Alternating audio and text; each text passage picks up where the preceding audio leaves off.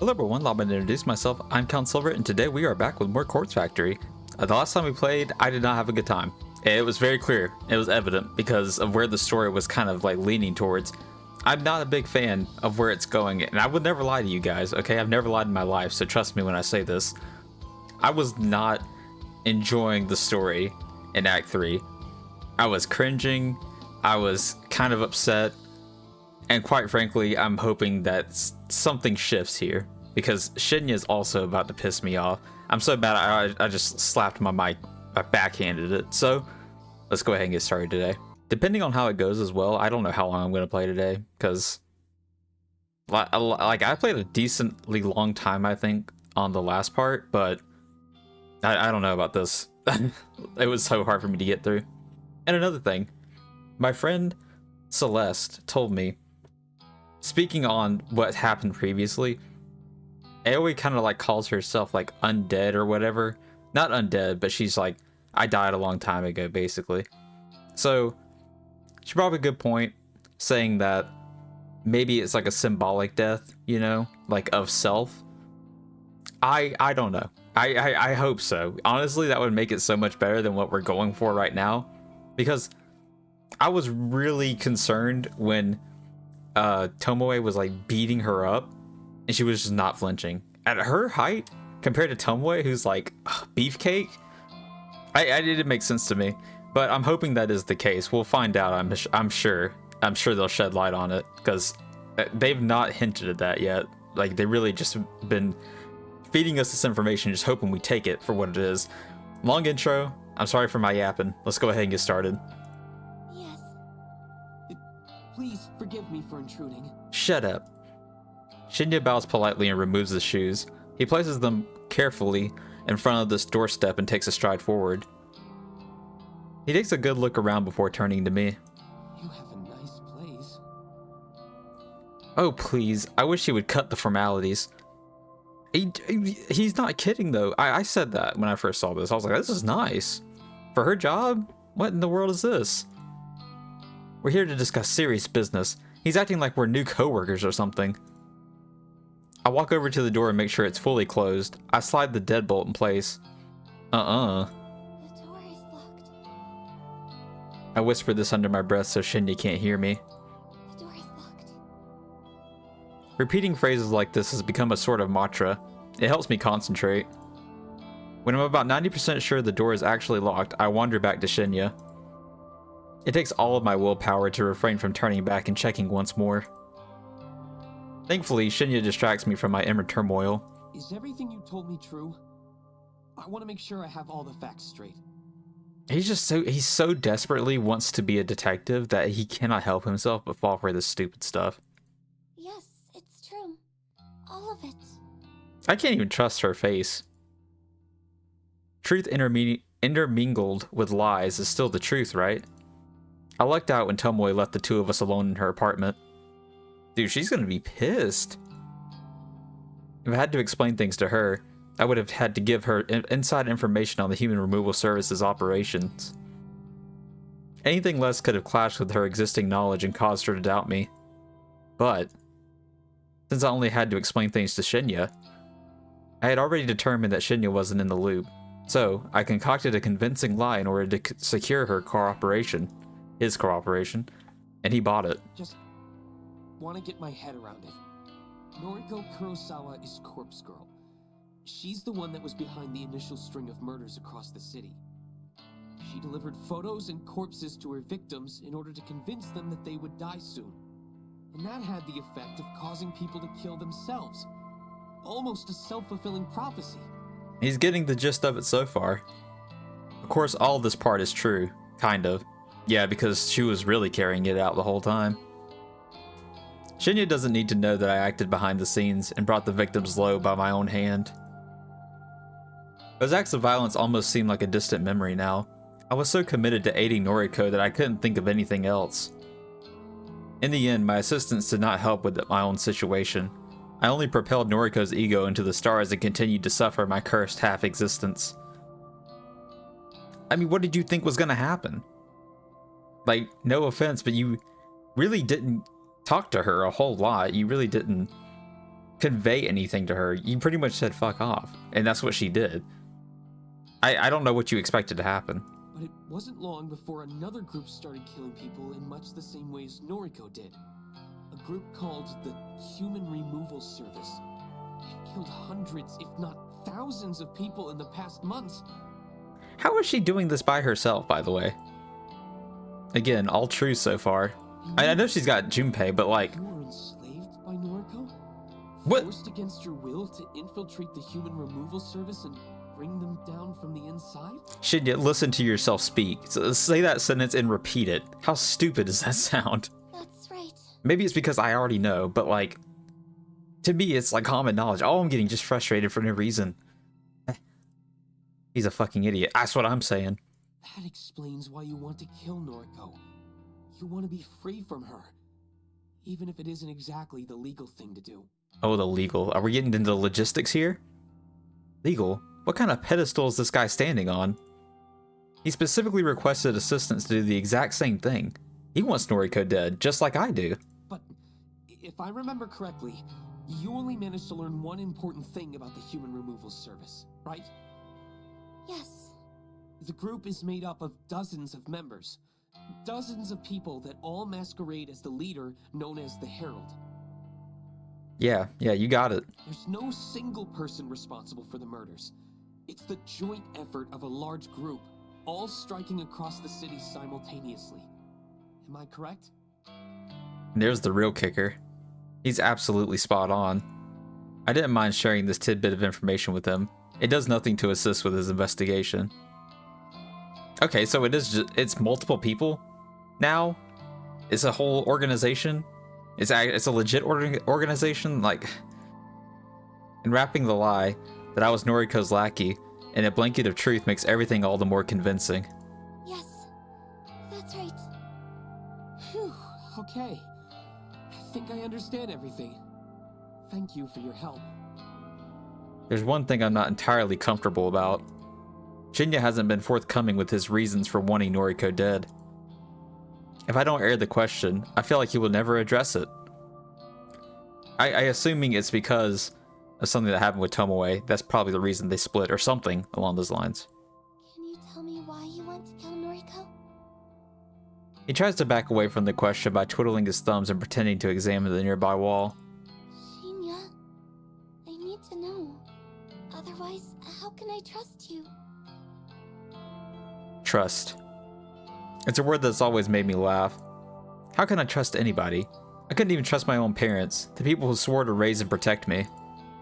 My mother hit me when I misbehaved, when I overslept by 5 minutes to raise my voice ever so slightly. I was a child. How could I ever trust her not to lash out at me? My father. How could I ever trust him after he killed me? I'm going to assume that Celeste's theory is correct and that it is a metaphor for something. I don't really know if I want to know what, but I'm going to assume that. We're going to assume that and move forward for now. And Noriko, the one friend I opened up to, the one person who knew all about my struggles. And I only say that, by the way, because everyone knows she's alive. Shinya knows. She's like, he's looking right at her, doesn't freak out.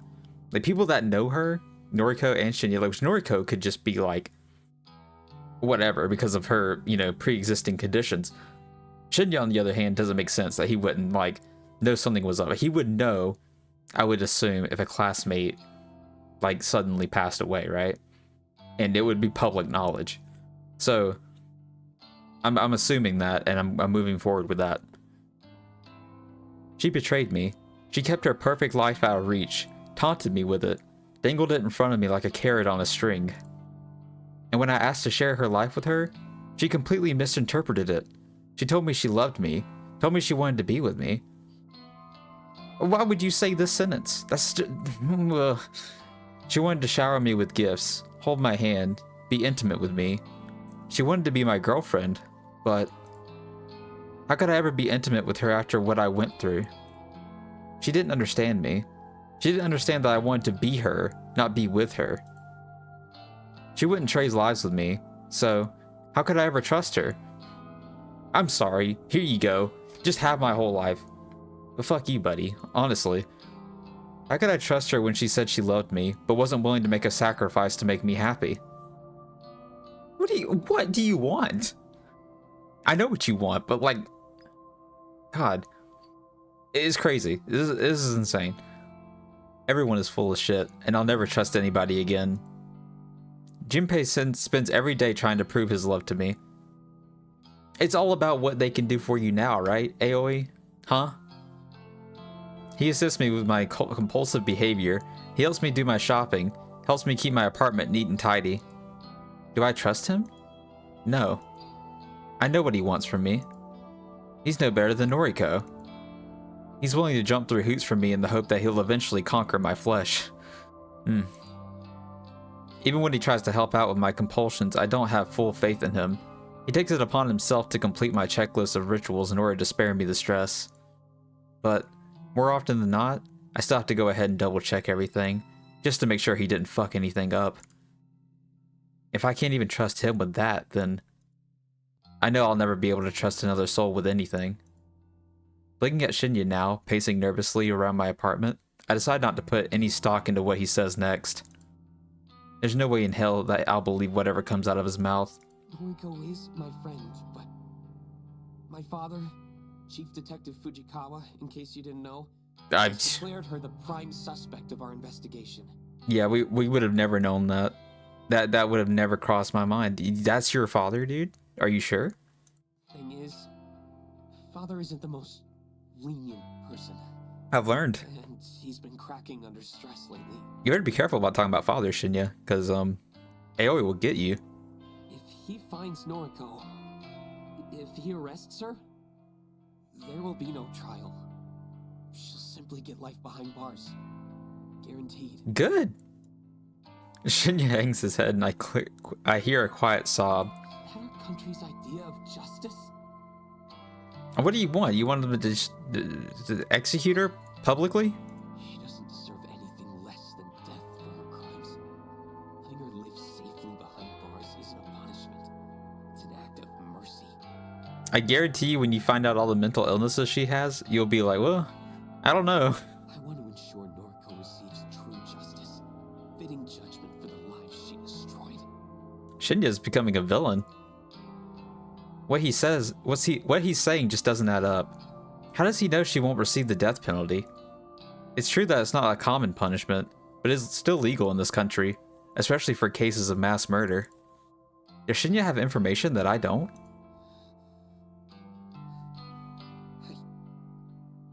I need to find her. I need to hand her the justice that my father is too cowardly to deliver. Okay, Shinya, you can take off the big boy pants now, it's okay. Look at this submissive position he's in. I hate to point it out, I'm being a Shinya hater right now, but like what does bro think he's doing? He's like on the B team. He may even be on the C team. Whatever. I'm already sick of this guy. He acts like he's been personally wronged by Noriko's crimes. Like he's so high and mighty and knows what's best. I doubt he knew a single person that Noriko killed. Fine. To be honest, I don't really care about your reasons. As long as you want Noriko dead, then our goals are the same. But I have to ask, will you turn yourself into the police after you kill her? Once again, Shinya hangs his head. I'd be a hypocrite if I didn't. He leaves his sentence hanging in midair. It wasn't exactly a confirmation. There's only one problem. I have no idea where Noriko's hiding. She doesn't live in her apartment anymore. She doesn't show up to her office. Yeah, Shinya would know, dummy. I know that she has a factory that she runs her operation from, but I can't find it. I see. I might be able to help. Another thing too is that like you would think like with them knowing that Kajiro was helping and like their need for an abandoned factory. I don't know how many are in Japan, but like you get what I'm saying? Like I don't know how that would be hard to pinpoint. I feel like me personally, but then again, I'm not a detective. I don't know. Tomoe and Noriko used to spend a lot of time together. sure what they used to get up to, but I checked the travel history on Tomoe's IC card, and she made a lot of trips to Shinokubo. Damn, not really trusting your girlfriend there much, are you, bud? Or IC card. For people traveling by train every day, buying single-use tickets is often a pain in the ass. Reusable IC cards are much more convenient. You can top them up with money and simply swipe them at the ticket gates to have your train fare automatically deducted. Best of all, they keep a record of your transaction history and the stations you've traveled to recently. The fact that Shinya even thought to look at Tomoe's travel history makes me want to reconsider my initial assessment of the guy's detective skills. No, he's still ass. Don't gas him up. Shinokubo, you say?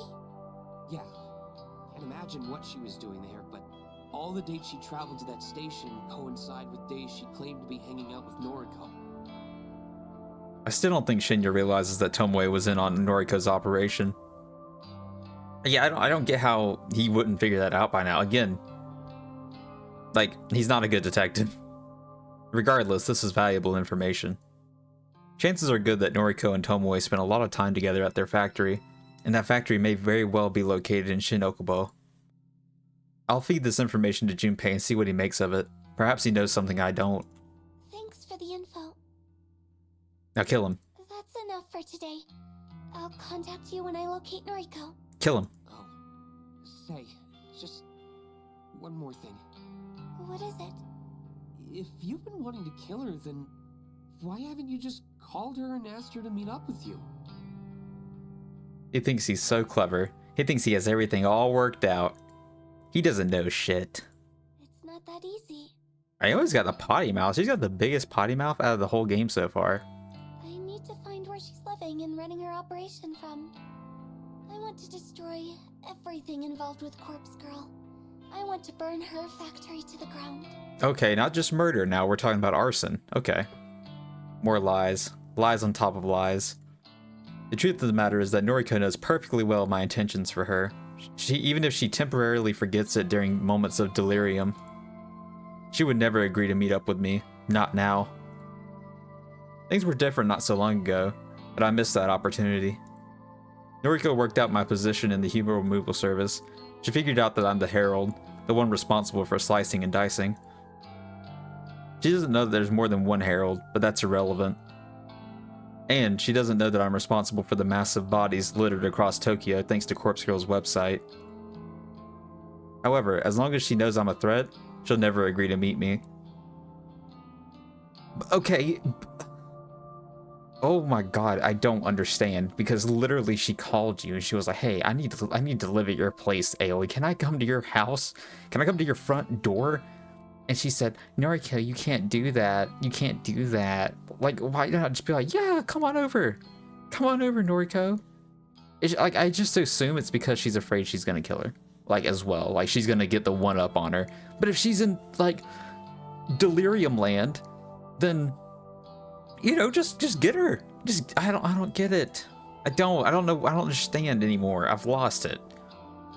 How she came to the conclusion that the enemy is beyond me.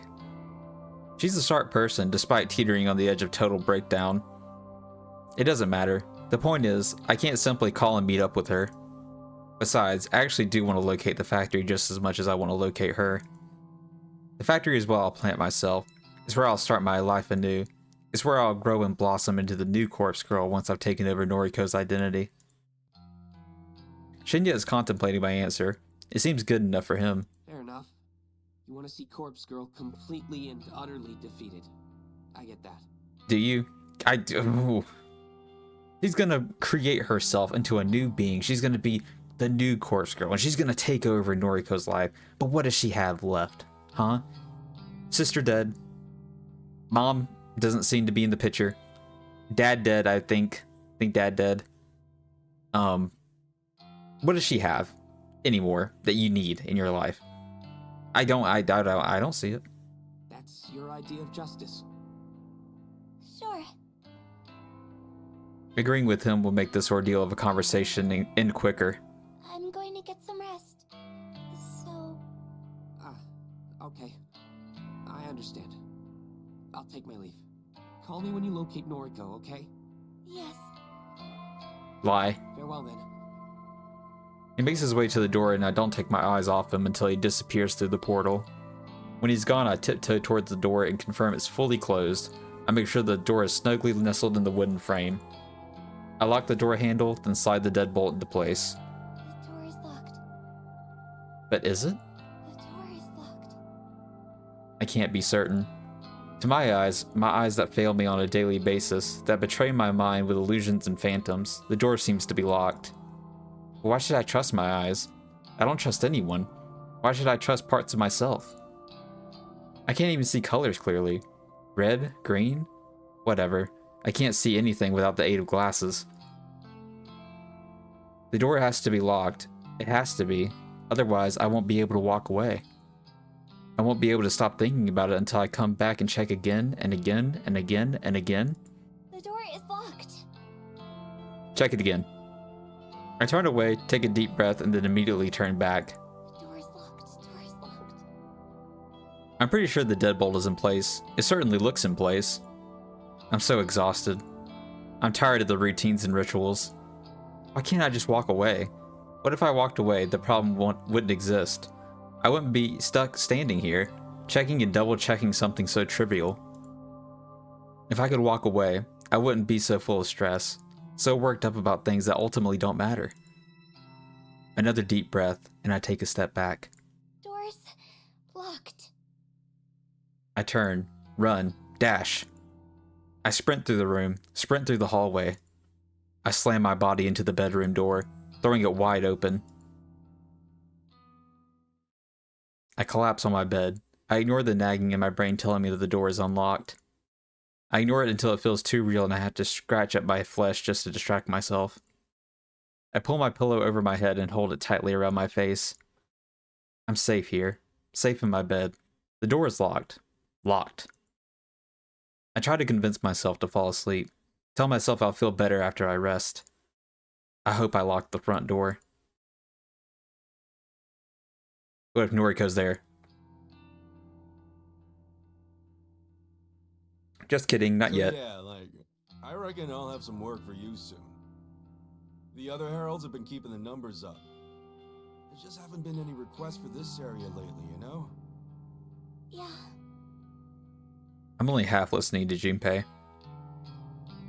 Why are you talking about this in a public area? I don't get that either. You're literally dating. Why don't you just go back home and be like, hey, just by the way, not a whole lot to do right now. He said something about why I haven't been tasked with killing anyone lately, but I don't really care about the reasons. Junpei's the only one in contact with the leader of the human removal service. I just take orders, like all the other heralds. So who is the leader? Not that I've met any of them. Every herald has their own district, their own turf. If a request comes through our website, it gets allocated to the heralds closest to the victim. It must have been a week since I last got it to kill. Maybe 2 weeks. He had this whole system set up. You're telling me nobody's been captured? Nobody's been interrogated? None of that? At this point, people just aren't doing their jobs. It's not like I like the killing. It's not like I want to do it. I fulfill the request simply as a way to antagonize Noriko. It's my role to play in backing her into a corner and shutting down Corpse Girl. And so far, thanks to my contributions to the human removal service, we have been incredibly successful. Corpse Girl is all but a distant memory to the general public. If people really want to request somebody's death, they come to us, not her. I don't plan on remaining with this group for much longer. After all, Noriko is pretty much already broken. She's a wreck. Once I find her, I'll possess her and quit this group. Then I'll finally have the life I always wanted, Noriko's life. Again, I don't get the usage of possess there. That again, it's gearing me towards that she is some supernatural being, which there's been no evidence of so far in this game. I've seen no evidence of supernatural activity whatsoever, because everything else that could have been potentially supernatural has been explained. I'm sorry to keep ranting, but I have to talk about it. I'll resurrect Corpse Girl when I feel like it. I'll use my inside knowledge on the Human Removal Service's operations to bring them down myself. By yourself? Dumbass. After that, I'll be able to spend my days in peace, living free of fear, completely comfortable in being the girl I want to be. I'll truly be Noriko. Yo, babe, you in there? Huh? I suppose I drifted too far away. I rubbed my eyes, look at Junpei and flash him my sweetest fake smile. I'm okay. Sorry, honey bear. I'm very tired. Oh, don't sweat it. You want me to grab you a cup of coffee? That would be lovely. You always know how to make me feel better. Junpei, she's gassing you up. Don't let this happen to you. Of course. I'm on it, babe. You wait right there. Actually, Lee, I let it happen to you. Junpei stomps away and heads behind the bar, leaving me alone in this empty section of the cafe. I take a seat on one of the cardboard boxes lining the wall. The box is solid thanks to being packed full of various canned drinks. The maid cafe belongs to us in the early hours of the morning. The place doesn't open until noon, so there's no one here this early. I have my own keys these days, regardless of whether or not I'm supposed to. Junpei suggests we use the place as a makeshift base of operations after I decided I was going to continue working here. That was some time ago now. Originally, I truly had planned to quit. I was going to go work with Noriko. My manager at the time used to drive me insane.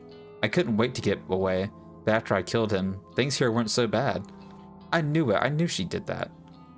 The new manager is great. He doesn't pressure me to work shifts I don't want to. He doesn't let customers take advantage of the staff. Neither the new manager nor the other staff members care that Junpei and I meet up here. It's not like we leave any incriminating evidence behind either. It's simply an easy place for us to meet up and talk, since Junpei lives so far away from me. The added benefit is that we have access to cheap drinks and food thanks to my employee discount, so hanging out here is actually quite pleasant. I wait for a while longer for Junpei to return. I really could use a coffee right now. His return is heralded by the thump of heavy feet against the tiled floor. Got you, fam. What the fuck? I got you, fam? I got you, fam. I'm done. No. I'm gonna stay strong. No, I'm gonna stay strong. Bear with me. Everybody give me your energy. Count Silver needs it right now. Please.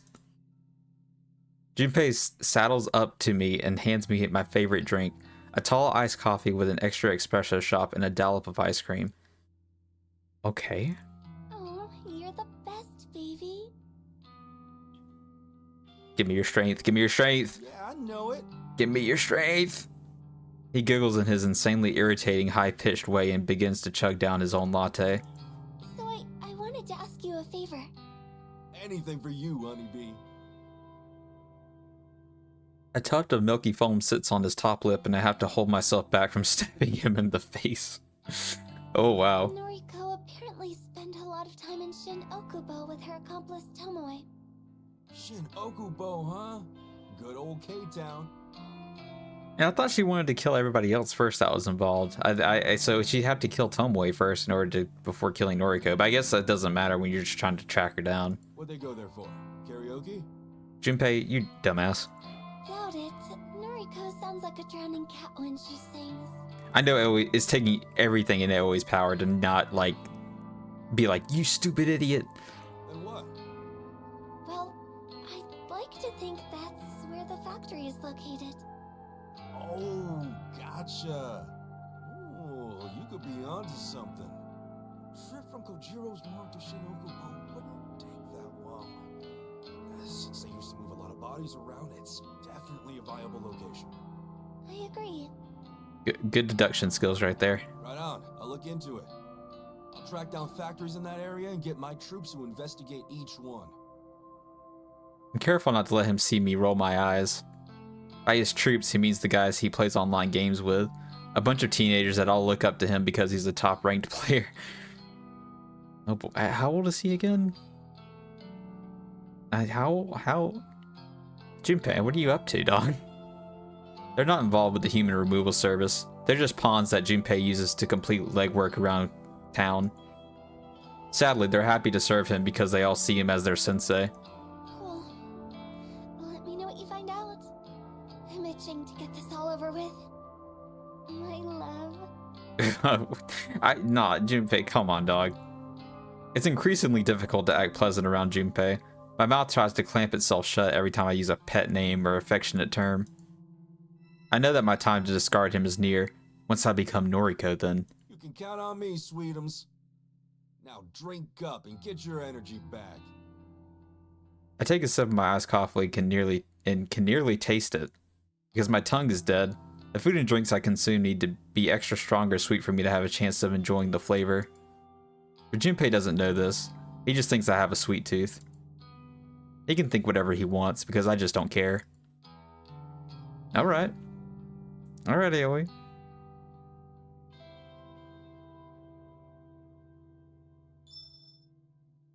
A message from Junpei arrives when I'm lying in the fetal position on my couch. At Junpei-free Wi-Fi. Hey cutie, the guys checked out a bunch of factories yesterday. Got the location, hit me up. I had to read the message twice to be sure my eyes aren't deceiving me like usual. Does he truly have the location I've been looking for? I take a calming breath. I don't want to jump to conclusions, especially with something involving Junpei. He has the tendency to exaggerate, and may just be trying to get me excited about some useless information. I send him a short reply requesting the info. I instantly receive a thumbs up emote, then the text box changes to an animated ... as Junpei composes his follow-up message. The wait is agonizing. If Junpei pulls through for me here, I might finally learn Noriko's location. If it all pans out, then everything could be over by tonight. It's hard to not get excited about the prospect. It's hard not to get ahead of myself. I could leave my death behind and never look back. I could become Noriko and live the happy life she has been keeping to herself all these years. The message finally arrives on my screen. It's an address, not that I expected anything else. A street name and a factory number in the Shinobukubo area. One more message from Junpei comes through. My guy saw a chick matching Noriko's description inside that factory. They thought she was a zombie. Ha! Go check it. This is it. As long as that information is solid, I've located Noriko's factory. My entire body begins to shake. An icy chill washes over me as though as though I've just walked into a cold shower. It's a strange sensation from a dead girl to feel. Pain doesn't affect me, and yet the cold is something I can never banish from my bones. No time to focus on that. I have to stay calm. Need to concentrate and pull myself together. I launch myself out from the couch and collect the backpack hanging over the coat rack. I unzip it, run my hands through its contents, and convince myself that everything I need is within. After swinging the bag over my shoulder, I throw open the apartment door and venture outside. She's heading straight there? Damn, she don't give a fuck. The factory is a rundown mess. How can anyone live here is beyond me. I suppose I'll just have to find a way to make it feel like home. Maybe once I'm inside Noriko's skin, I'll be able to understand why she is comfortable here. What is this being in her skin? What is this about? What are we really doing here? Yeah, the more I look at it, the better it seems. This will be my home. I'll be Noriko and live here happily ever after. I'll sit back and enjoy the life that she has been withholding from me. Firstly, I need to find somewhere to change my clothes. I can't kill someone if I'm wearing my nice dress. That's just not acceptable. I did consider changing at home, but then I would have scored funny looks from people on the train ride over here. Is it strange that a dead girl fears entering a socially awkward situation? I always go out of my way to avoid uncomfortable situations. Perhaps that's why just a remnant of the life I once knew, something that I can't quite leave behind. Sorry, I had to sneeze. It's the same as my obsessive compulsions. They cling to me like carrion flies swarming over my corpse. I shouldn't be worried about any of those things, but dead or not, my mind can't just discard the anxieties that shaped my entire life. Wait, what am I doing? Why am I trapping myself in pointless thoughts? My goal is right in front of me. Noriko is on the other side of that brick wall, completely unaware of what is about to happen. A heavy-handed slap to my face doesn't sting, but it causes me to really evaluate what I'm doing. Focus. First, I'll change into the gear provided to me by the human removal service. Then, I'll shimmy into the factory through an open window. I'll locate Noriko and drive a knife into her chest. I'll pluck her still beating heart from her body like a ripe strawberry, and then I'll carve my name into the pulsating, blood-splurting organ. Okay. Sure. Noriko's life will be over, and I'll be reborn. I'll baptize myself in her lifeblood and become the girl I've always wanted to be. I'm getting lost in the sauce, and I'll be happy. Happy, just like Noriko, because she is clearly so happy. That smiling, carefree girl that I spent my youth with. The girl that faced her mother's attempted suicide with a stoic smile. The girl that didn't flinch when their father walked out. Not dead, walked out.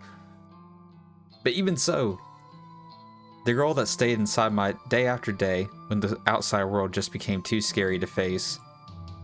The happy, carefree girl without a single real problem. She never knew how good her life was. She wouldn't have lasted a day in my shoes. I hate this. Oh, I hate this. I hate when they compare. I don't like it. Like it's so like it's like an irritating thing to me. It's like, oh well, you have it worse off than, or I have it worse off than you do. You should be happy. You should be smiling all the time and not have a care in the world. Shut up, bro. Like, oh my god, that is so annoying. Like, oh, I have it way harder than you do. Like, why don't you just shut up? Just shut up, bro. Oh god, I'm getting mad. I hate her so much. I'm going to become her. My backpack hits the ground with a dull impact. I tear my yellow sundress from my shoulders and let it fall to the ground, just like a snake sheds its skin. The cool afternoon breeze bites at my naked skin and makes the tiny hairs across my body stand on end. Why can the dead feel the cold? The dead shouldn't feel anything. Okay, I'm assuming she's not actually dead. Just from that description alone, they finally actually made like a kind of hint towards, you know, she's not actually dead. And I hope that's the case, because honestly that was about to ruin it for me. I crouched and rummaged through my backpack, withdrawing my change of clothes. Slowly, calmly, deliberately, I dress myself in the dark gear that marks me as a herald, one of many. I note the comforting weight of 4 knives concealed within my jacket, 1 in each sleeve, and 2 against my chest. It's important to be armed to the teeth. After donning every article, I pull a broad mask out of the bag. A mask in the likeness of Corpse Girl, my enemy and my future identity. I slide the mask over my face and a curtain of calm descends over me. If it were me personally, I'd want to make it personal and show my face. If she was real, but she's not real, she's fake. Aoi is fake, and I hate to point it out. If Aoi is your favorite character, I'm sorry, because I'm dogging her right now, but Aoi's a fake person, and she should do it personally if she's gonna do it, in my opinion. And also another thing, I hope Noriko kicks her ass. I doubt she will, or I doubt she could, but I hope. This is the last time I march forward in the name of the Human Removal Service. This is for my own personal agenda. The scheming of that rebellious group of killers no longer guides my hand. The time has come. I approach the factory's front entrance and try the door, simply out of curiosity. I don't expect Noriko to have lowered her guard so much, and yet, the door swings open. She left it unlocked. A mistake I never would have made thanks to my overbearing compulsions. Where are we at? The place reeks of death. Wow. If I wasn't so accustomed to the smell, I'd probably vomit. Do dead girls vomit? The dull, steady hum of an air conditioner registers in my consciousness, but doesn't distract me from examining the surroundings. Countless empty body bags are strewn across the pock-marked concrete floor. Some are stained with brown blood and some are completely clean. A series of shelves, almost like warehouse racks, run along the walls and across the floor in haphazard patterns. Whoever planned this layout was out of their mind. However, this is home now. My home. Soon. Striding forward, I weave between shelves and step over discarded body bags. You better be careful, she might be hiding in one of those.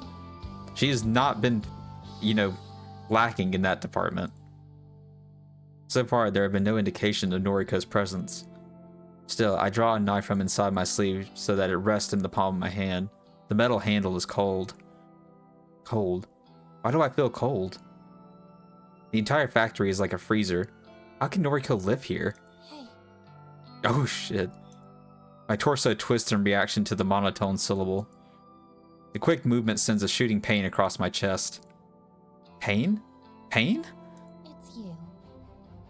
Oh, she's fucking ready. I can tell. I can tell. Noriko's about to cook.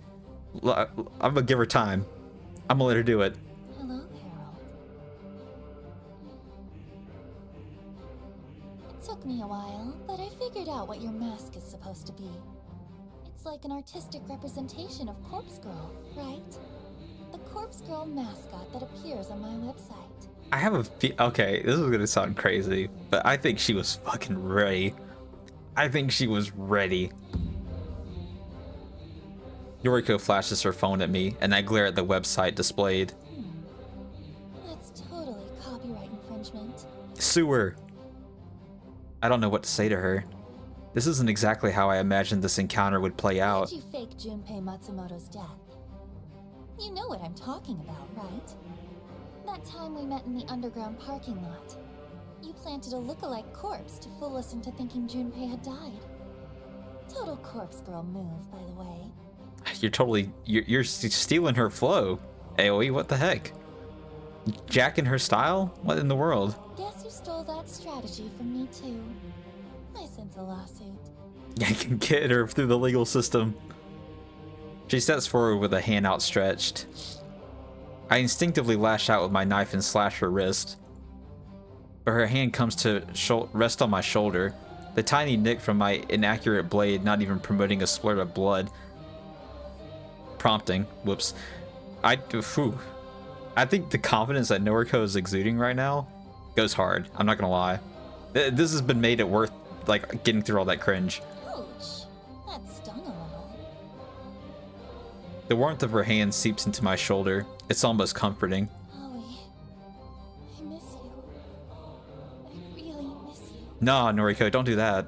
Can you take off the mask? Can we just talk? Don't do that. I don't take off the mask. I don't know why I'm standing here listening to her. I don't know why her presence and her reassuring hand has caused me to lower my guard. She smiles. This is the happy, carefree Noriko I grew up with. You're so beautiful, Aoi. Okay, maybe I take it back. Hold on. I'm really sad we can't be together. Just kill her. Just kill her. How are things with your boyfriend? That single, useless word crawls out of my rotting mouth like a diseased maggot. It's all I can bring myself to say. You can't tell me? That's okay. You used to be so open with me. And then, you died. Wait, what? We tried to keep our friendship going after that, but we've never really been the same since then, have we? Wait, what? Huh? I'm getting lost again. I thought I had it figured out, and then all of a sudden, she's calling her dead as well. And it's like, excuse me, what? She was only using that term for herself, so I was like, okay, maybe she's, just using that as a metaphor. Now Noriko's using it. I hope you get the help you need, Aoi. I hope one day we can put all of this behind us. Okay, right, correct yourself, because you all need help. My fingers loosen, the grip on my knife weakening. It falls to the concrete ground. I don't need it anymore. I tense my arms and squeeze my hands together, desperately trying to crush Noriko's throat beneath my fingers. Her skin is warm and flushes red as my grip tightens. She kicks against me, but the pain doesn't register. She's weak and frail. Her strangled cry is drowned out by my own grunts of exertion. Anemic fingers swipe at my arms constantly, only serving to irritate me. I could hold her neck in one hand and use my other to plunge a knife into her face. I could continue to strangle her until I crushed her windpipe. Or I could slash her stomach open and let her intestines spill out onto the ground. All of the options are appealing. All the options can be put into motion within seconds. I take my right hand off her neck and slip into my jacket, ready to pull out a knife. My left hand closes tighter on her neck, and Noriko closes the distance between us, causing my elbow to bend and allow her closer. Her forehead slams into my own and my neck recoils backwards. The classic headbutt? Like, Noriko is like not messing around. I'm falling to the ground, only able to blink once I try to work out what just happened. She somehow summoned the strength to headbutt me. Frail, weak, ghostly Noriko. She actually stood up for herself. Ooh, I would be so pissed. She actually struck the person she loves. I'm dazed but ultimately uninjured. I didn't even feel the impact of my skull against the concrete when I landed flat on my back. Noriko towers over me and rubs her neck, her ragged breathing even louder than the thrumming air conditioner. Sorry, Aoi. I had to defend myself. Do it again. Please, get up. Let's talk about things. You hear that? You hear that? Get up. Like, that was like a demanding get up. Like, oh my god. I get up. I slip the knife into her side and feel it slide neatly between two of her ribs. Her taut, thin skin does nothing to resist impalement. Once again, she was supposed to kill the accomplices first. That's what she stated. She was like, I'm going to kill her last. And yet, here we are. I don't think she can do it. Noriko looks down at the wound and mumbles in surprise. I drive the knife in deeper, and with a flick of my wrist, I pull it sideways, slashing her belly wide open. An arcing stream of blood sprays from the savage wound and forms a macabre rainbow before me. Noriko coughs and gags as she frantically tries to stem the tides of blood with her hands. Damn it. Corpse girl will... She falls to her knees. Her empty threat falls with her, and her face slams into the concrete. Noriko Kurosawa is dead. Like, dude, okay. I don't know how I feel. I do know how I feel, actually. It just feels so underwhelming. It's like, okay. And, like, at this point, man, I was like, man, maybe, like, Noriko actually does something. She did for a second. She got my hopes up, and then she failed me. God. I would never recruit her. Using the very same knife that slashed her open, I cut along the seams of my jacket and skirt. I strip myself down with the blade, until I'm standing cold and naked in the factory. Why? It doesn't take long to strip Noriko down as well, but I'm extra careful with her clothes, and I don't use the knife this time. I simply put her dress up and over her until it slides free from her motionless body. I hold the dress against me, letting it press against my own form. I look down and admire the side of myself, imagining what I'll look like when I wear it. I can finally become Noriko. I can wear her clothes, live in her factory, talk to her friends, work at her office. No, you cannot. She burned all those bridges. The only thing you got is probably the clothes and the factory. I can do all the things that she loved to do, all the things that made her happy. I slip the dress over my head and force my arms through the sleeves. It's a little long, but overall it fits me nicely. I'm Noriko Kurosawa.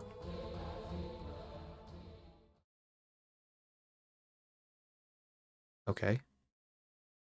And? Final act. Final act. Here we are. We're here. I don't know how long this will be, actually. I don't know if I should stop here or not. I'm stopping. I don't care how long the next part is. if it's a short one. There's multiple endings. So, you know, could go any way, really, but whatever. That's all I can say. Whatever. Thank you guys for being here. Thank you so much for watching. As always, I love and appreciate every single one of you guys. I will see you guys on the next part that I do, and yeah, I will see you there. I will say this part was a little more enjoyable than the last, but ending results still made me upset, so what can you do? But again, guys, I will be back soon, and I will see you guys then. As always, this has been Obediently Yours, Count Silver, signing off.